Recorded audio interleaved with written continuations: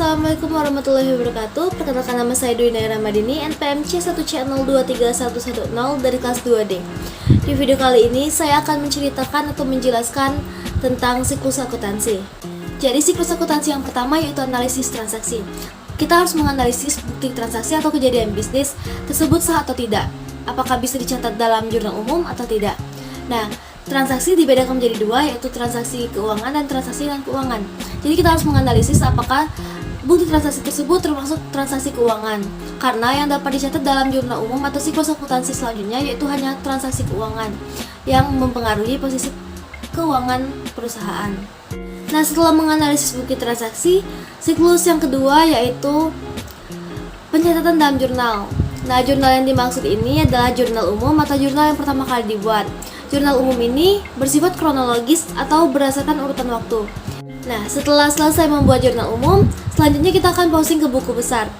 Posting ke buku besar ini yaitu mengelompokkan akun-akun yang sama yang terdapat dalam jurnal umum dan diposting ke dalam buku besar. Setelah posting ke buku besar, langkah selanjutnya yaitu pembuatan neraca saldo. Menghitung saldo dari setiap akun dengan cara menghitung selisih antara sisi debit dan sisi kredit dan menempatkan saldo akun pada sisi yang lebih besar. Sebelumnya kita harus tahu persamaan dasar akuntansi yaitu aset sama dengan liabilitas plus ekuitas. Kelompok aset berada sebelah kiri dan liabilitas plus ekuitas berada sebelah kanan. Jadi aset saldo normalnya debit dan liabilitas plus ekuitas saldo normalnya kredit. Nah, langkah selanjutnya yaitu pencatatan dan posting jurnal penyesuaian. Jurnal penyesuaian ini dibuat untuk menyesuaikan akun-akun tertentu yang terdapat dalam neraca saldo yang belum menunjukkan nilai sebenarnya. Nah, setelah membuat jurnal penyesuaian, tentunya saldo dan akun-akun tersebut berubah. Jadi, harus dibuat neraca saldo setelah penyesuaian. Ya, ini neraca saldo yang kedua. Nah, selanjutnya pembuatan laporan keuangan.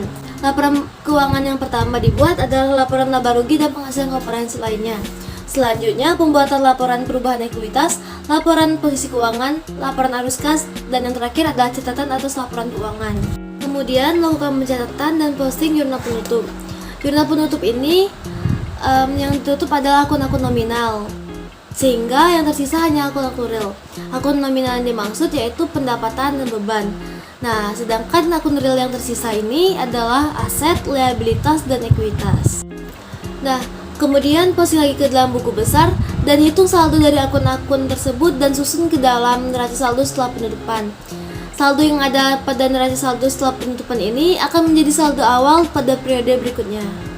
Setelah mendapatkan saldo awal untuk periode berikutnya atau setelah menyelesaikan neraca saldo setelah penutupan, maka selesai sudah siklus akuntansi dalam satu periode.